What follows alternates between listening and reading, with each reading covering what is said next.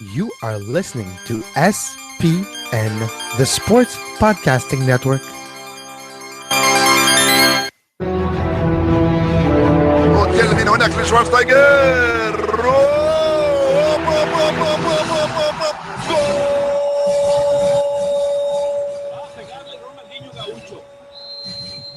Ya lo hace, pierna derecha, directo al arco, golazo, golazo, golazo.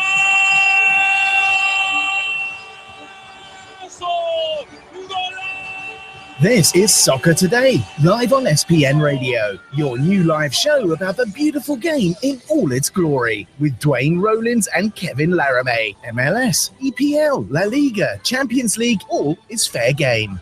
Powered by the Sports Podcasting Network. Visit us at sportspodcastingnetwork.com. Kevin and I interact with Americans all the time. We live in an American media world, but we aren't American. And I don't say that to be like arrogant or condescending about it. It's just to illustrate, Kevin, that it's incomprehensible what happened in the United States last night. Yeah. I don't understand it. I don't get how it happens. I can't comprehend it. And that's all I'm going to say on that. In terms of any partisanship of this, because I really don't have a horse in the race between the Republicans and the Democrats. I really don't. I just don't understand how you could elect a reality TV fraud as president. Wait. A World Wrestling Entertainment Hall of Famer. Yeah. Well, even better. We live in a beautiful, amazing, and sometimes quite weird and surreal place.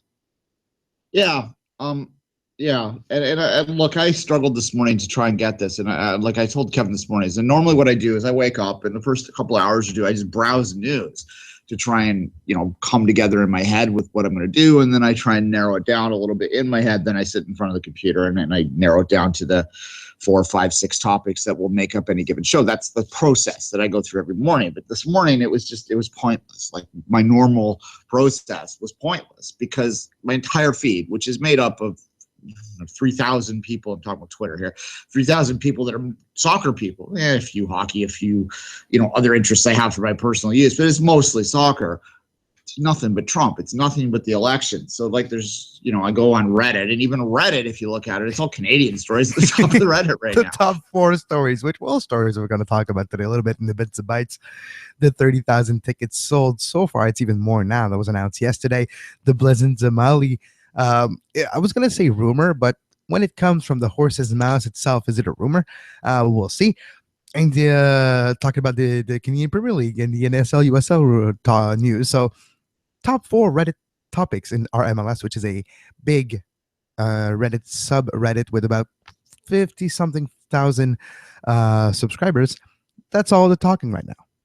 Yeah, well, actually, and Reddit gets a bad reputation for good reason. There's parts of Reddit which are just the cesspool of society, but nonetheless, the RMLS is generally a pretty decent crowd there. So just for the record, all the things that I use all the time, it's nothing but this. So ultimately, what it came down to is I realized that I kind of had to address, not politically, what's happening there, just sort of address how you handle that. How do you approach this kind of a show, this kind of a venture when there's a topic that is just completely overwhelming things? And I mean, this is, it's ultimately just a man being elected president. We don't know what that's going to mean yet. We have fears, we have suspicions even, but nothing has happened. So, it's not like it's after a terrorist attack or something when it really feels completely pointless to do stuff like this. But I do think, Kevin, there's an obligation for sports entertainment out there, and I think we're probably part of that world. Sports entertainment, that's funny. To just entertain and to continue doing what they're doing, because we need those kind of distractions when we may be feeling bleak. And let's face facts. The soccer community, by and large, is pretty blue, to put it in American terms. It's because it's a mix of everybody. It might not be, some part may be red, some part might be blue, some part is left, some part is right, some parts are centered. But it's a everyone community. It's a place where it doesn't matter necessarily what your opinion is, but what can you do on the pitch, or what can you say about what's going on the pitch? What do you agree about that culture?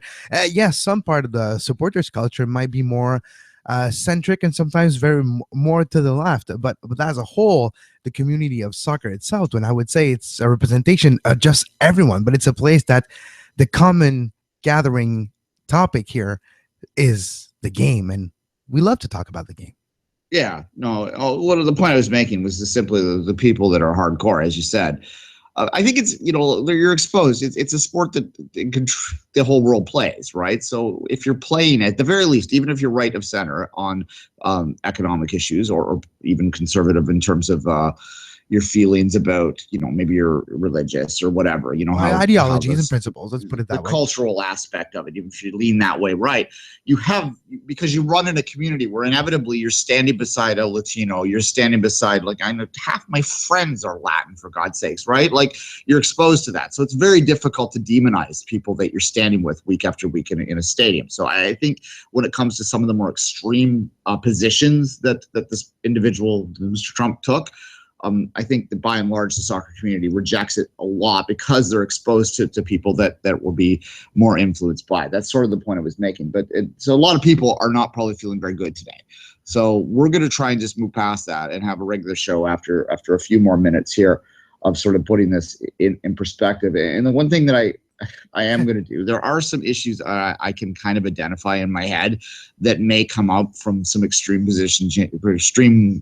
changes in policy that could happen based on what he said during the election campaign that may have an influence on Major League Soccer. And that's certainly, just to illustrate, just to underline this, it's certainly something that we will address if they happen. But I'm not here on the day after when some people are probably feeling pretty bad about this. I'm not going to start talking about how this affects Major League Soccer, how it affects soccer, because that's frivolous. And there's a lot of people out there that have, whether or not you think it's legitimate, they do have these feelings that this is going to be worse for their life, that they're going to be persecuted, that they're going to be made to feel outsiders in their own country. And we have a lot of American listeners. We are based in Canada, as we don't hide. So yeah, that's kind of where I come down on this, Kevin. And quite ironically now, Friday in Columbus, United States of America, versus Mexico. Quite ironic how the timing of everything, just the way it is, hence the surreal and weird and beautiful and amazing place we live in. Yeah. Look, I mean, when it comes to that, I have a little fear about what the crowd might make up there. Again, I do tend to think that there's a more left of center feeling among soccer fans, but when you get that kind of politically charged atmosphere, I suspect that you may see a possibility of chants at the very least that sort of, even if they're tongue in cheek in the people's minds, that might be geared towards, walls and things like that. And you add in a bunch of Mexican fans that are Mexican American fans for the most part that travel to Columbus, that may be feeling like that this isn't their country anymore, and you have the potential for something ugly that day. So I really just hope, as my only thought on that, I really just hope that that American Outlaws, that the Mexican, this name's escaping me right now, but the Mexican supporters group, that their leadership is strong enough and effective enough that they can prevent stupidity, that there can be a show of unity, that they can turn what is potentially a bad situation into what could be a good situation. You could have, the entire crowd singing the Star-Spangled Banner and respecting the Mexican anthem in a way that shows unity. But, I mean, maybe that's naive to hope that could happen, but that's certainly where I come down right now, because it doesn't have to be a disaster. Maybe it won't. Just be devil's advocate here. I was going to, maybe not let's wait and see, but there's such a thing as saying things. And then when you get there, can you do those things? And it affects with everything. So do not panic.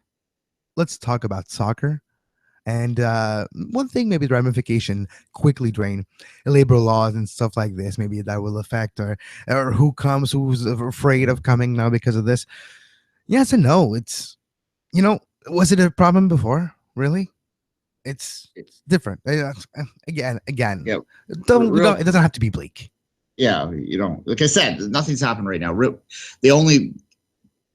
are two things that I could real quickly. There are two areas where I could see a Trump presidency potentially impacting Major League Soccer, it would be if he were to do something to make it more difficult for foreign workers to work in the United States. Most players are on what is essentially the same kind of visa that an actor's on. They're on, like, it's, they have a skilled in their position. They're in like that kind of arts culture position, and they have a skill that can't be replicated. So they get the visa that way. If he closes that or strengthens that or makes it more difficult to get, that could make it more difficult to bring up young players from South America, from South and Central America, which is a common practice, of course, now within Major League Soccer. So that is possible. That is something to think about, something to reflect upon. I'm sure in the Major League Soccer offices, it is something that they're thinking about. It is something that they're reflecting on. It's not much power, not much you can do about it if they do, though, right? There's not like we can lobby against this stuff. Major League Soccer's not even a bit player in this. They're not a player in this at all. Way down the pecking order and way down the importance ranking, I think, for President-elect Trump. Yeah, like non-existent on that pecking order, right? That's the point I'm making. And the other area would be whether, when you're talking about big stars, DPs, some of them, because they have choices all over the world, that they're going to make different.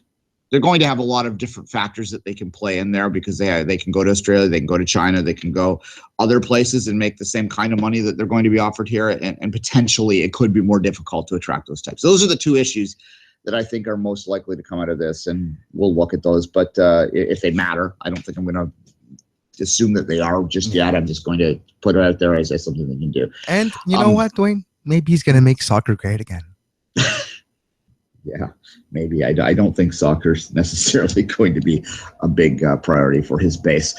I think it's more likely they might ban it, but that's being silly. But there you go.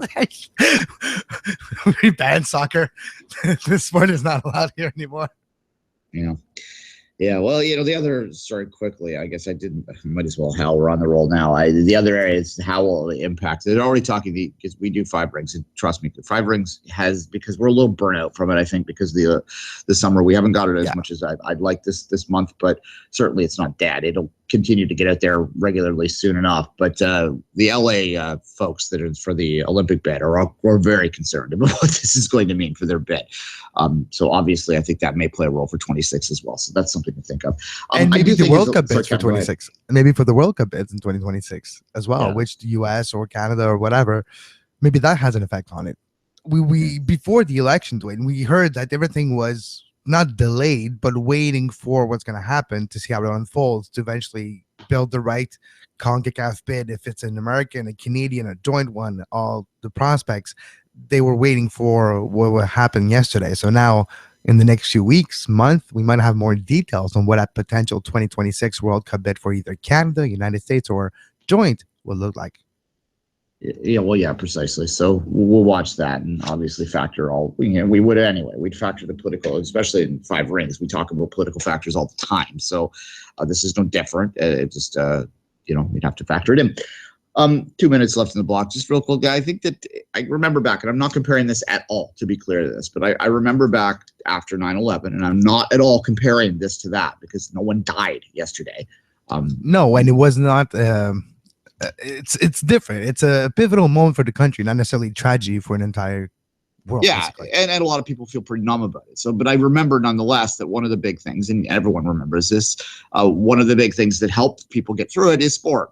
And I'm sure movies, and I'm sure art, and whatever your thing is, whatever your gig is. And so that's what I think that we're going to just focus on now, is that we can help you out by just providing you with this, your vice, your gig, your whatever makes you happy. And if it's soccer, then just embrace it more. And ultimately, it's just politics in the end, and your sports, your teams, they're always going to be there. They're frivolous, but they matter to you. And we talk about this all the time on all of our shows, that even though, sports shouldn't matter, it does. And it matters because we emotionally invest in it. So that's just double down on that in the days ahead if you're feeling pretty bleak about this. And if you're not feeling pretty bleak about this, shush. Why do you have to worry about it? You're just watching a show. So we'll shut up for you now. We're going to take a break. We're going to come back and we're going to talk some soccer.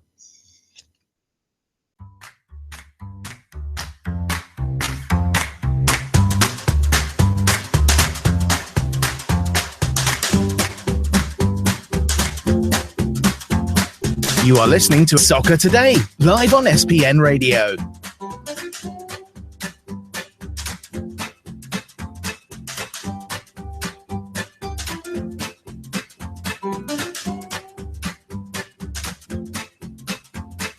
Visit sportspodcastingnetwork.com for more. And welcome back.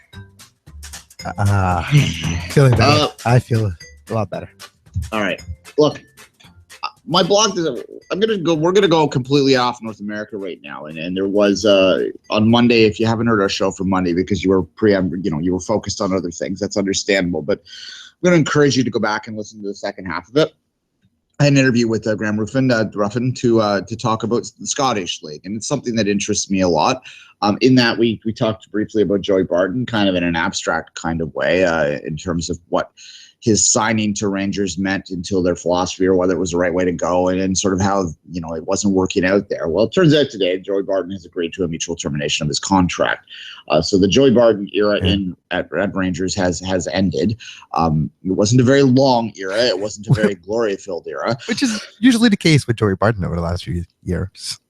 Yeah, and he's 35 now, so it's an immense waste of talent because among Joey Barton, for all of the jokes that you make about him and for the sort of caricature that he's become, he's actually a decent player when he plays, when he focuses on playing, when he's not on Twitter being kind of a smart ass, when he's not sort of allegedly wagering on games in Scotland, and that's a problem. When he's not fighting with his own teammates, he can be a decent, effective player and has been for stretches of his career just that. I kind of have always had a bit of a soft spot for Joey Barton because he played at City. That helps, but also because he was a thoughtful guy when you really read between the lines and some of the stuff he said, even though he was a smart ass about it, as I said.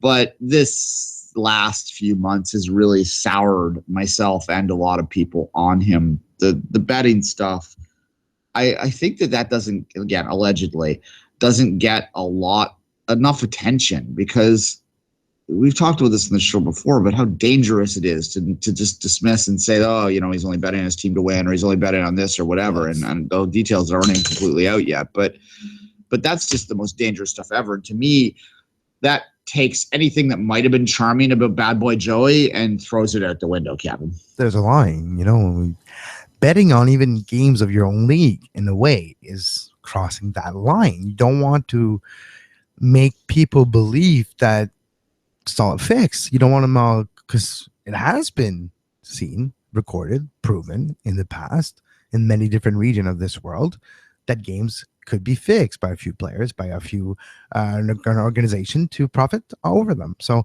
you don't want to see the doubt of that creep in. And when you see a player betting on leagues and teams that he might be involved in, it brings that thought that, look, could anything else be happening down behind the curtains, and you don't want that to happen because then you just alienate the fan base. And it's just, if you just break that disbelief of this is all true, then, well, you kind of lose everybody, I feel. Which is, I think, part of the reason why often in the sports-only media that they downplay these cases, because I think they realize, and the media does have its own self-interest in mind sometimes when they run how they choose to report things. They realize that if you take away the trust in sport, then you're taking away the interest in sport, then you're basically making your job as a sports reporter irrelevant to these people, right? Yeah. So it gets underplayed that way for that reason. Now, the other part of Barton, which does get the press because this is a little bit more tabloidy, is the fact that he gets in brawls with his teammates. And he argued that he was fighting with them because they weren't trying during the 5-1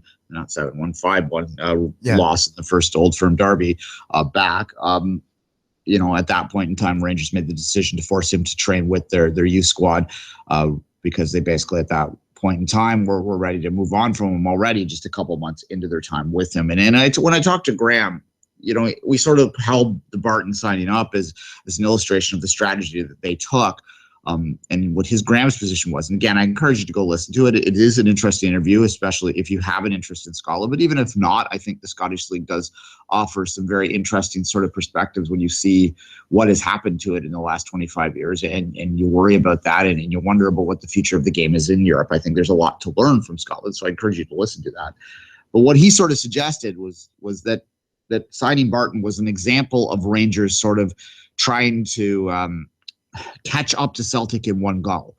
And that was just silly to think that could happen. And certainly if you look at the table right now, this is probably the least competitive season at the top we've seen in Scotland in the last couple of years. Last year Celtic had a bit of a blip, and Aberdeen actually gave them a run for about half the season. And we're not seeing that at all this year. Rangers is in second, but they're tied on points and something like 9 points back already. So certainly the idea that they could catch up in one go was a bit silly. And what the suggestion was that maybe they should have taken a bit more of a long view rather than, rolling dice on guys like Joey Barton to try and, build up their youth, try and make it a little more competitive that way. Go ahead, Kevin. I agree, but you do have to rebuild the confidence with the fan base and bring in names, even though the names might have been Joey Barton, does help to give the impression or the perception to your fan base that you're trying and that you're willing to spend a little to make that team the glory it used to be or that it once was close to be. So that maybe that's one of the reasons why they went the way they went. If you're looking at here in North America, when we're used to seeing a new franchise coming in and bring a new name like Kaká, it helps build that fan base. And if you're first year back, you're back of being club you once was, and you're trying to cement that support and get the fans back, having names probably helped. Yeah, I don't think their fan base is pretty loyal though, because obviously they survived the changing of their legal status. We'll put it delicately. That's a team that bankrupted themselves and managed to come back under the same banner. It's technically a different team, but it's just there's a lot of controversy around that in Scotland. And so I'm dancing around that. I don't want to piss any Rangers fans off today because they get really sensitive. But that's not what we're trying to do here. But what I'm saying is that they're loyal. They come through that. So I don't think they necessarily needed that. And I think the other more important thing, though, is, Kevin, you're right. Yeah, they're obviously going to want to make a splash. But who are they signing to make a splash? They're signing Joey Barton. That's maybe not due diligence made somewhere. But, I didn't take a side here. I just stated what's going on. Yeah, well, and the other thing, too, is it's a level. Joey Barton, as I said, is a decent player. But the other player you held up was Kaká, former World Player of the Year, who's come to MLS to sort of launch Orlando. You look across the board in MLS teams, they tend to come in with some pretty big names when they launch. You're right, and that is to try and build some interest and some belief in the marketplace. But Scotland's in the past, Scotland probably could have done that with the top two teams, with the old firm teams. But Joey Barton is who they can get now, and that's an illustration of how far Scottish soccer has dropped. Celtic is happy right now, and this is also talked about in the interview with Graham. They're happy right now. They're confident. They're sort of satisfied right now with the fact that Celtic has 2 draws in the Champions League. That's Scottish football right now. 2 draws in the Champions League makes them happy.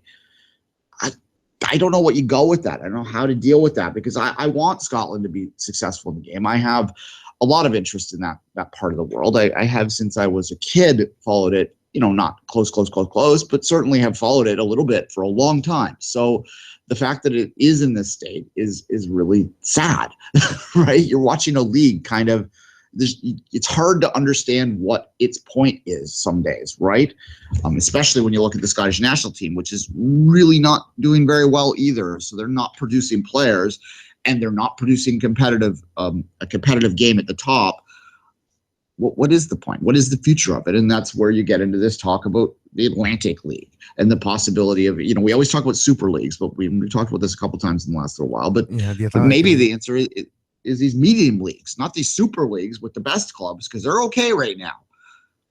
But do we need to get, just so they have something to cheer for, some interest in things right now? And I think that the other part of that, Kevin, I'll let you jump in real quick after this, is that if you were to take Celtic out and maybe Rangers out, if they can pull out and be the clear number 2, Graham's perspective was that they probably would become the number 2 pretty quick. Pull them out, then suddenly, who knows who's going to win the Scottish League? And isn't that better for everyone?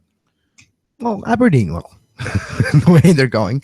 But Hearts or true. Others. I do see the benefit, but then I see the complication of what happens to Celtic and Rangers? Well, they go play in the Atlantic League, and that the idea is that if they're playing in the Atlantic League against teams that are basically European quality all the time, that they might be able to pull thetheir level up. There is true, belief, but then and I've had this. How does it work? Do the Atlantic League get a spot in the Champions League, the winner, or because it would be so difficult to actually. The feasibility of it, the idea of it is great. The feasibility, you're talking about many soccer federation of different countries, example, Switzerland and other countries to that level that would agree to have their 2-3 best teams join a different league. The financial gain, you know what I mean? It would be very feasibly difficult to achieve, even though the idea might be the best one for the actual federations, but maybe not for the top clubs, because then what if that idea doesn't work? You become a little bit vulnerable if you're not part of your soccer federation system, in a way, I feel. Yeah, I mean, I mean, certainly here in Canada, we have some pretty direct experience about what it's like to play in a league that isn't completely yours. There's that as well. I do think there are creative solutions around that. If you were to, and I'm not advocating for this one way or the other, but just to play that side for a second, I do think there are creative solutions that would allow you to still get European spots, to still allow the domestic game to flourish. Obviously you could create a way in through promotion, relegation, that would exist. The culture exists in Europe, so it wouldn't be that big of a stretch to do that. You could get promoted into the Atlantic League. So maybe if you finished, below a certain threshold in the league, you would have to play the champion of your country to retain your spot or something. That's possible. You could do something like that. You could also have your spot to Europe could be similar to what it is here in Canada, where, even though you play in a league that's not completely yours, even if you win the league, let's say Toronto Montreal wins the MLS Cup, as people know, or people should know by now, you don't get the US's CONCACAF Champions League spot. You gain that by winning the Voyageurs Cup. So the Impact could win the MLS Cup championship. That thing that we've talked about for years is on the table right now, that the Impact could be MLS Cup champions and not get a CCL spot because they didn't win the Voyageurs Cup. Yep. You could have a similar thing in Scotland where you same for Toronto, right? Yeah, well, Toronto's claimed the Voyageurs spot because they won the Voyageurs Cup. But yeah. If they had Vancouver held on, had Will Johnson not scored a miracle goal in stoppage time, you would be sitting in a situation where the top Canadian team in the season would be out because they didn't win the Cup. You could do the same thing in Scotland, though, and you could argue whether that's fair or not, but you could have the Scottish Cup winner claim European spots, right? So there are different ways you can do that. I don't know. It's a difficult league to follow. And I would imagine that there are a lot of people that are listening to this conversation that are probably thinking to themselves, why are you talking about Scotland? It's one team, and what's the interest in that? What's the excitement around that? And it is difficult for us in North America to sometimes wrap our head around what the value of a league is, where there is such a dominant one team that wins year after year. The Greek league's like that too. No one's talking about the Greek league splitting up, right? No, true. Exactly. All right. There's a couple minutes left in this. Let's move past Scotland and finish up this. We'll talk a little bit about the Soccer Bowl.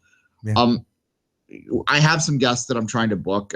Again, I think the world has been distracted this week, so it has been very difficult to sort of fill this show up. I do apologize for that. I am trying my best. We are trying very hard to get some guests for the back half of the week on the Soccer Bowl to preview it in some capacity, because I do think that it deserves that.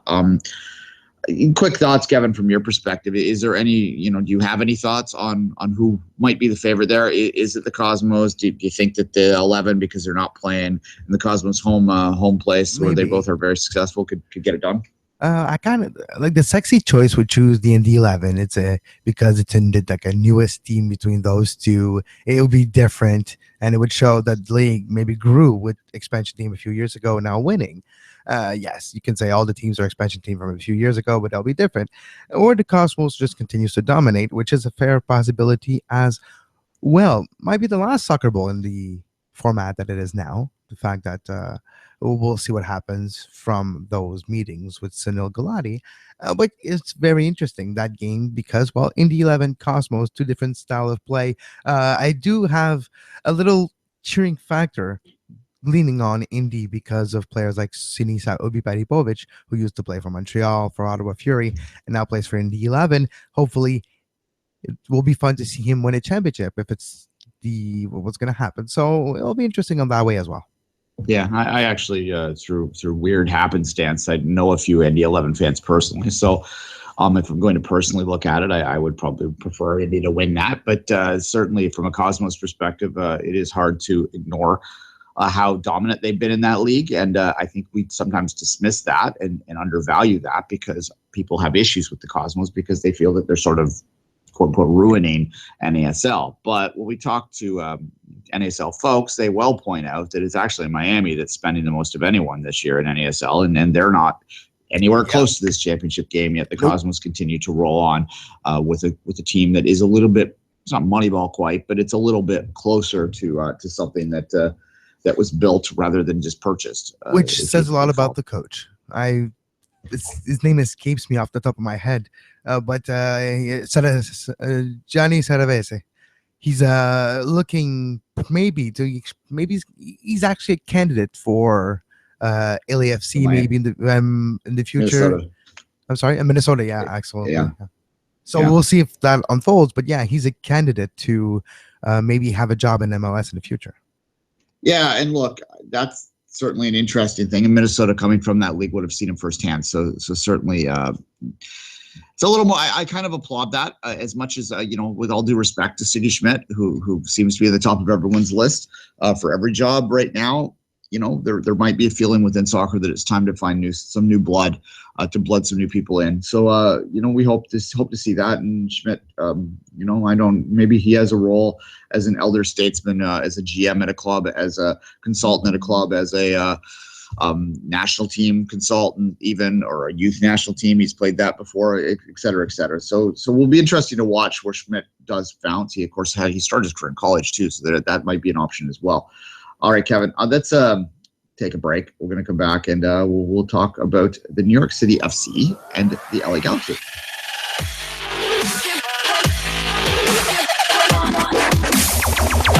You're listening to Soccer Today on SPN Radio. You can find the on-demand version of this very show on iTunes, Stitcher, Feedburner, Podbay Player, Podbean, anywhere you get your podcasts under the Sports Podcasting Network feed. Subscribe to our YouTube page to make sure you never miss a live show talking about soccer today, the MLS postgame show, open lines after dark, 5 rings daily during the Olympics. Make sure you subscribe and give us a follow on Twitter at SportsPodNet and like our Facebook page, facebook.com/Sports Podcasting Network.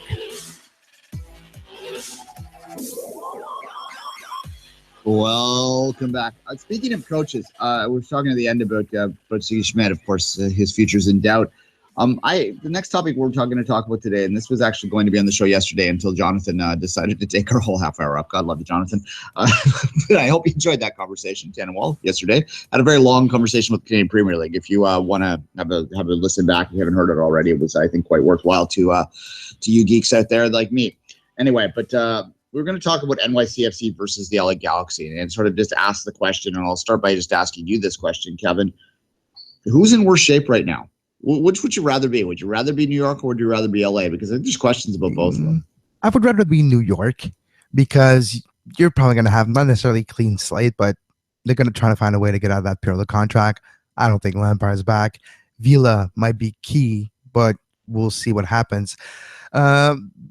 What's interesting for LA is if you're looking at how they did last offseason, not necessarily bringing a lot of people. Remember De Jong they bring, and Van Damme was key, but it was a more keep fitting, like a little older, little DPs or just type of players that were to help trying to make a last run at it. And then there was injury problems, and then you had players not necessarily motivated enough, and then Donovan comes back, and they're trying to get a last run. There's going to be a lot of changes in LA as well. So Bruce Arena is going to have to build a team next year that is very different from what he's used to building, with the Galaxy over the last 4 or 5 years of success they had, even goes deeper than that. But to build a team for next year in the quote-unquote 3.0 MLS era, where top DPs like Lodero, Piatti, Jovinko are key and essential, Gashi, in your success in the playoffs, which is what's important in this league, you kind of need those. And Keane, Gerard, Giovanni Dos Santos, either with injury or form and fitness problems, weren't effective enough in the playoffs. And they're going to need to change that. And Bruce Arena is going to have to find new blood for this team. Yeah, well, yeah. I mean, look, Keane has said he wants to play again this year, and Robbie Keane has been and we've said this many times before, and this is not a unique opinion that I hold. And I don't want to speak for Kevin, but I think that we've agreed in many ways about this before, is that Robbie Keane has been consistently speaking over his career in Major League Soccer, probably the best DP signing in the history of this league. But he's not young anymore. He is not close to young anymore. He is near the end, and he wants to play until basically they put him in the ground, as far as I can tell. But there has to come a point where a team needs to realize that his effectiveness is not worth the DP slot anymore to him. And if he wants to play next year, well, he's going to have to figure out whether he's willing to come back, I think, as a non-DP, because LA really does have to move on from the model that they did. And I think a lot of us have forgiven the Galaxy. A lot of us sort of overlooked what were clear flaws about the Galaxy this year because they were the Galaxy and they were the Bruce Arena Galaxy. And we just thought, in Bruce we trust. That's honestly something that people will say there. That was the only reason to pick the Galaxy to go deep in this playoffs, was in Bruce we trust, because there was no illustration that they were going to turn it on. Their form down the stretch was normal. It wasn't particularly bad nor good. It was just normal. So there was no evidence that they were going to go on this deep run. And there was no evidence that guys like Steven Gerrard were going to suddenly become a major influence in that game. And what happened in the playoff game? Well, he sort of was there and he scored the penalty, and that was good. And if that was the last kick of Gerrard's career, at least it went in the back of the net. And if you're a Gerrard fan, a Liverpool fan, you can sort of live with that. And there's some talk. There's a petition going on right now in the Liverpool circles to bring back Gerrard and trying to give him the ring he never got. If Liverpool continues on the run they're on right now, that petition maybe will come to fruition. Lampard in a very background, obscure role, but just to give him that ring. Yeah, look, as those that know me know, my quote unquote roommate here that I live with, my girlfriend, she's a Liverpool fan, pretty crazy one at times. She doesn't listen, so I can say that. I just brought that idea up to her, and I'm looking at a photograph of Steven Gerrard and Jamie Carragher right above my head. My cat, who is sitting beside me, is named Carragher. So this is the household that I live in, folks. So she has some thoughts on this, and her thought was, she wasn't too happy about it. She didn't want to see him go back and tarnish his image. And that's, I think, what some Liverpool fans are sort of overlooking when they're putting this pressure on. I understand the instinct, but that's a big long shot. But would he have the wherewithal to turn that down if they were to offer him a 6-month contract, just like Landon Donovan didn't have the wherewithal? And this is my way to segue back. I don't know. And in retrospect, to segue back to LA, and we'll get to New York in a second, but to segue back to LA, was that maybe not the sign that we should have taken in a different direction when they desperately signed a guy out of retirement, a legend, to come back to the team to basically distract the fact that they weren't really doing well, that they weren't really on any path that made sense to anyone really that was paying too close to attention? They signed Donovan, and all of a sudden everything's rosy again. I mean, that's kind of where I come at, and that should have been a greater level of evidence to us when they signed Landon back. He wasn't bad, but that's a pretty desperation move. That's a huge desperation move, Kevin. Yep, exactly. And it wasn't necessarily viewed that way, but with hindsight, we can definitely see it as a desperation move. All right. Bruce Arena, last question on this is what the question where he will be next year. Like, does he step aside at this point? He's not going to go out on top if he does, but does he have the willingness to go young? He's never gone young in his career. And this is the one advantage that why I would still rather be the Galaxy than New York City FC is because Galaxy do have a wonderful academy system, but they've shown no willingness to use it. Yeah, it's true. But is Bruce Arena the guy to do that? I'm not sure. If we go back to the spring, Duane, it was one of our topics. Will Bruce Arena be the coach of the Galaxy at the end of the season? That was one of the thing that we predicted that might happen with the type of offseason they had last year. So heading to next year, same question is being asked. Is Bruce Arena the man going forward? Is it time, because they only have 1 year before LAFC comes in? And what if LAFC comes in clanging and banging and making a lot of noise, gathering big name and attracting the fan base. They're going to have real competition this time. It's not going to be Chivas USA. It'll be a team that can directly rival with the Galaxy, maybe. So they have to prepare that right away. And is Bruce Arena the guy you want in 2 years? If the answer is no, why wait that time? Trying to get that guy right now and get a head start. No, yeah, precisely. Especially if your idea is to emulate a little bit more what Dallas is doing, then maybe you look at bringing a guy in that coaches young players well. Maybe you look to bring in a youth coach, a guy that will bring in and sort of blood those guys. And you accept the fact that the Galaxy may take a slight step back next year by getting rid of some of these star players, by not relying so heavily on aging European players, by moving on from guys like Donovan, certainly like Keane, possibly Gerrard, almost absolutely. Maybe that's what has to happen, and maybe you accept that for a year. I don't think Arena's the guy to lead that type of team, as you say, and that will make but I don't think Arena's necessarily the guy that's going to, unless he's ready to hang out with his grandkids. I don't know what you do. Can you fire Bruce Arena after his success? If he's not willing to do what your vision is, which is if your vision in fact is to go young, then that might be the only thing you have to do. And then there's another very delicious idea that just pops in my head, is that we talk about Siggy Schmidt leading LAFC. Well, could you imagine Bruce Arena leading it? Yeah, well, maybe that's the splash. Like, oh, we signed Bruce Arena. He's just going to cross the street and go works with us. Yeah, if you want an older team, you want a veteran-laden team, he's a guy that might be able to put that together for something off the top. This is an era in Major League Soccer where I think expansion teams could potentially come in. They won't have the depth, but they could potentially come in if they sign the right DPs and be quite competitive. At any rate, it's just a thought.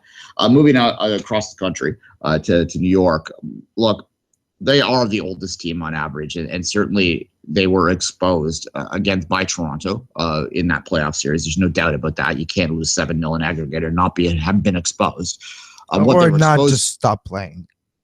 Yeah, well, I mean, there's that, but they also just couldn't defend. I mean, they allowed a goal 3 minutes in the game. Yes, it was a lovely term, but they still, you can't at home basically kill yourself, shoot yourself in the foot 3 minutes or 6 minutes in, pardon me, into the second game at home. And you can't, they tried to play defensively and it lasted for 80 minutes at BMO, but ultimately it wasn't within them. So they're going to have to make some changes in philosophy. Vieira, I think, as we've talked about many times in the weeks that have just passed, I think had a very good season. He would have been my pick for coach of the year. But in the playoffs, some of his ideas, his stubbornness about playing out of the back sort of, came to roost. And here we are. But look, you mentioned Pirlo. He is in contract at the end of next year. This will be a real test, I think, in people's minds about whether or not the City Football Group is interested in having a competitive team. And there still are a lot of people out there that think the City Football Group is really only interested in selling a few more strips to New Yorkers for Manchester. And I don't think the evidence completely backs that up, as I've said before. But certainly, if there's any influence, any meddling from above to not make a decision about moving a guy like Pirlo on, then certainly that argument takes on more merit, Kevin. Yep, no, exactly. It'll be very fascinating to see how they handle. Because if you're Patrick Vieira, your be-all and goal is not to coach New York City FC for too long. You might want to move to be the coach of the Manchester City U23s, and then it's just one step to the first team when Pep moves on. That might be what's the plan. So maybe there's only 1 year left in Vieira's pathway to maybe becoming a more important manager in Manchester City Football Group's pyramid. Well, I do believe Patrick Vieira is who they have in mind for their next manager. I think most people understand that Pep kind of stays 3 years at a club. Does what he needs to do, and then they bring someone else in. So if you have Pep there, you get him over the lump, to talk about City for a second. Then you bring in a guy like Vieira, who you would assumedly have a vision of him staying multiple years. That, I believe, is absolutely what City Football Group envisions for Patrick Vieira, is that he learns his craft and eventually becomes Manchester City's longtime manager. That's their vision. They want a guy that can associate it with that. And look, and I think he has a lot of potential to potentially get there. But this was a lesson that he'll need to learn. sort of how to adjust his tactics for something that I guess the only thing that you could really compare it to in Europe is the Champions League, when the intensity cranks up and you may have to play a different game. And in his first test, he didn't do so well, but this is, as many people like to point out, the first full year he's ever managed a fully senior team. So he's not doing too bad for essentially a rookie coach. All right, Kevin, a break. We're going to come back with some bits and bites.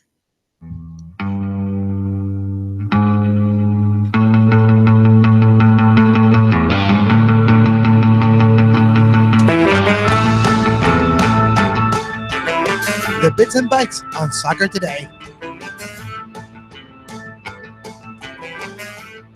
That's catchy. Thanks to St. Clair, their new single, Cheating, available everywhere right now. St. Clair, we know them well. We thank them.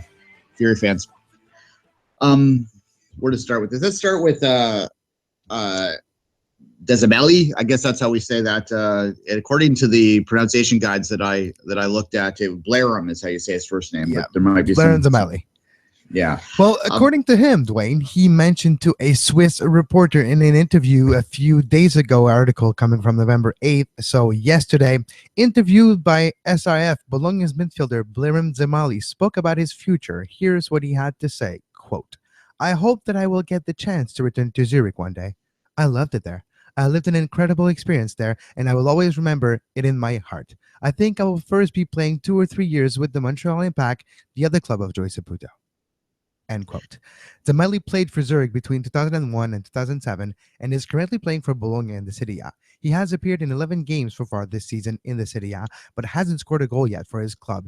Even in his performances have been relatively good, the Montreal Impact have been doing well this season in the MLS, as they have now qualified themselves for the Eastern Conference Finals, where they will be facing Toronto FC. So basically, according to him, he's playing for the Impact. It's all sorts of interesting about that. All sorts. First off, it does appear that, and we said this the other day, that Joey is using Bologna to filter into the Impact and vice versa. You were saying that you had some thoughts on that, and I'm just going to let you sort of approach that now. Joey Saputo on Joey Alfieri's The Impact This Week on TSN Radio 690 last Sunday before the second leg of the semifinal, he was an interview with Joey Saputo, and they talked about the Bologna and Montreal partnership. And Joey Saputo said this about the partnership. At the beginning, he thought both clubs could learn from each other. Technical side, which means the soccer side, on the marketing side, on the ticket sale side, the culture side, the club side, all those aspects. The development, the training facilities, those type of things, he thought that the partnership would be 50-50. But he realized since then, especially with the Matteo Mancuso experiment, we can say this season that has been really good for Montreal. He's on loan for Bologna since July. With that partnership, they realized that technically, on the soccer side, Montreal can learn a lot from Bologna. And Bologna can learn from Montreal on the other rest of the side, where the marketing, the value of the club, all those type of things, they can learn from Montreal.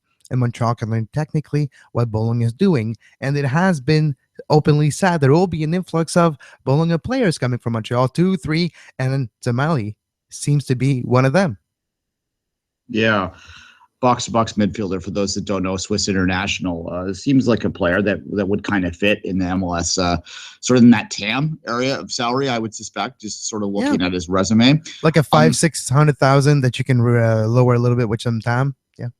Yeah, which, the other question that's interesting to me, too, is how MLS handles this. If, in fact, the Saputos use Bologna as they're sort of indicating they to funnel players into Montreal to sort of enhance both their brands and use some players that may be extra there. He could even, because this guy was just signed this year, he's very recent to Bologna and seems to be already talking about moving to Montreal.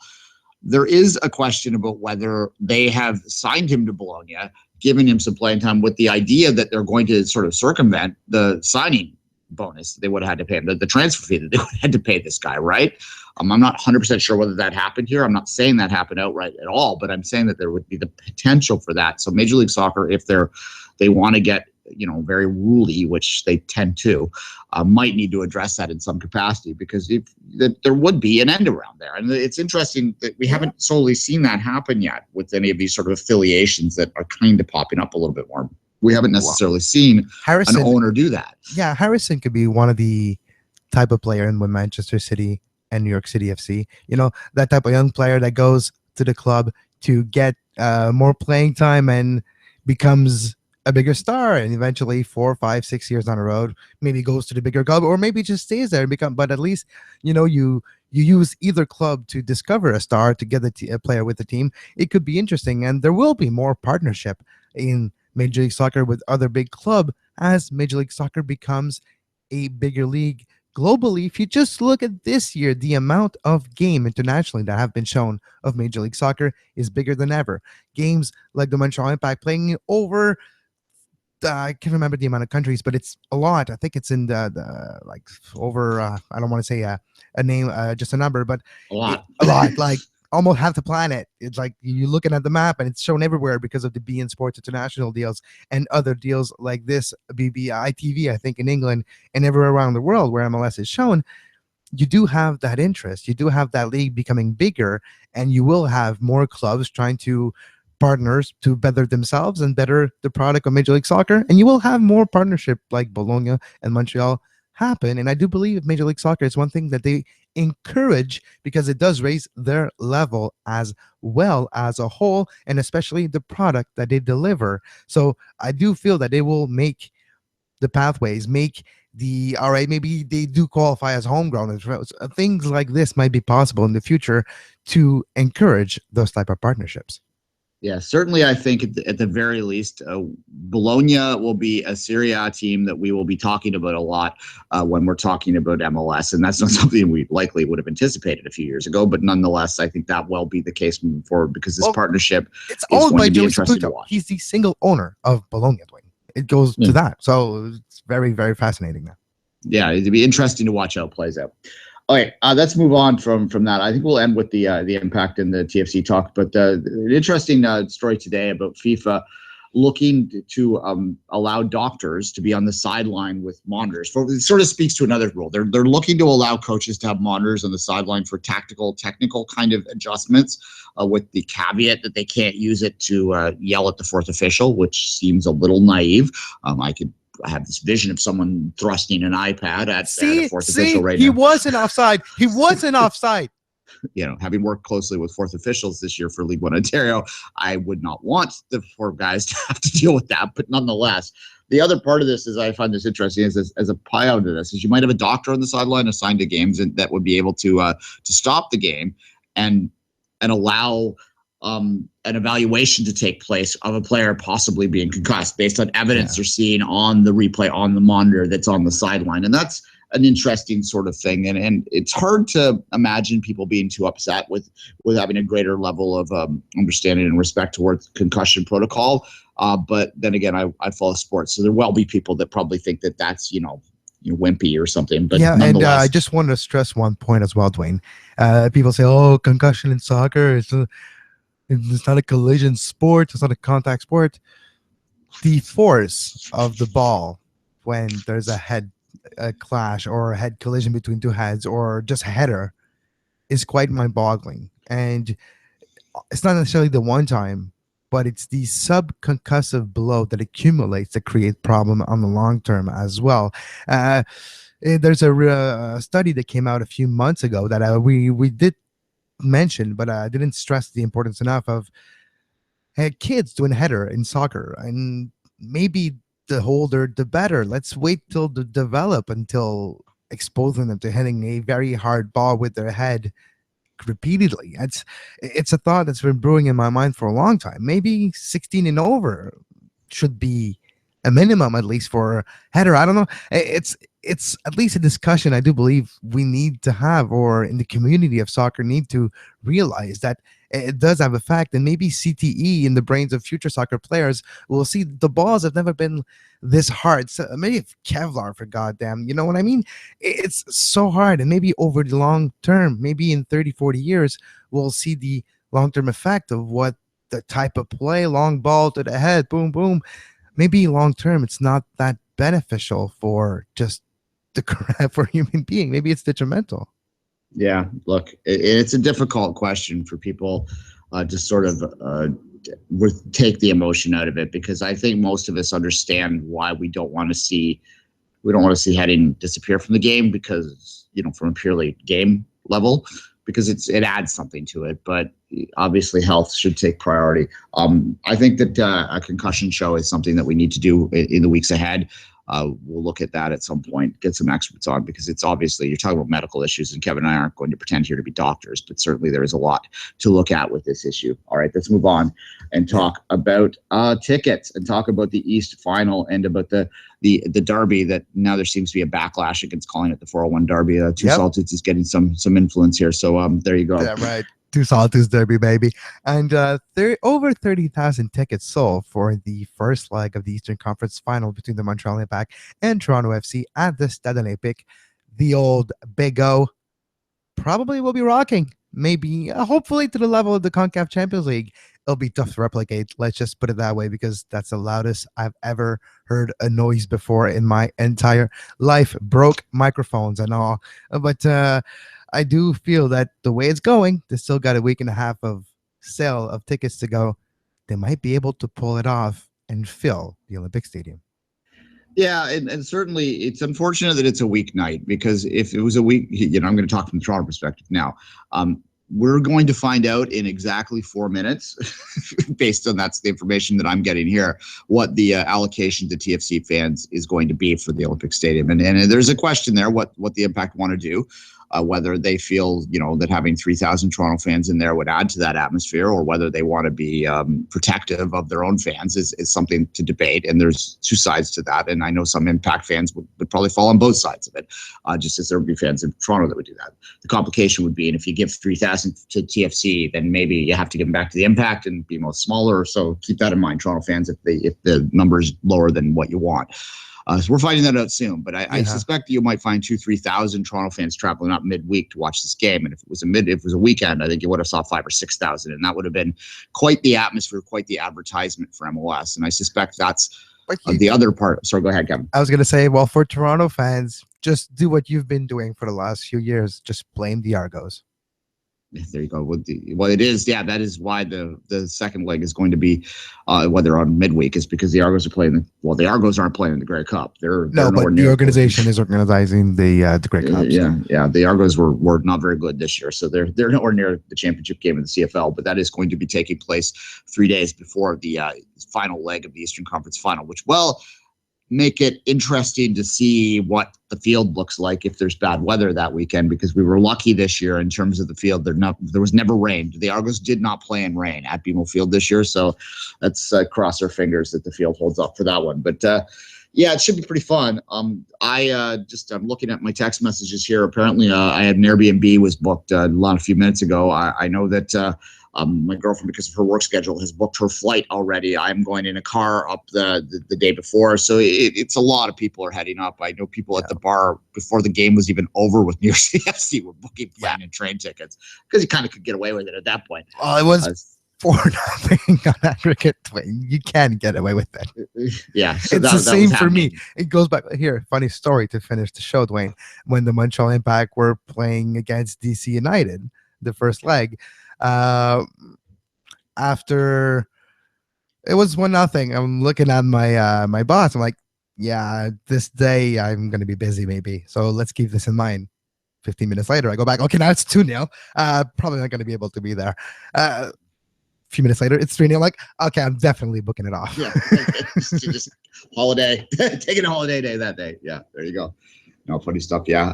Quickly on the TFC front, it's not quite Big O levels, but there are 6,000 additional seats being added to BMO Field for the second leg of the Eastern Conference Final. So you could get potentially over 80,000 people combined watching that game, which certainly will be a nice little advertisement for Major League Soccer and for the potential. You could have potentially, because it's probably going to be around 57 is the max with the configuration of the Olympic Stadium, probably.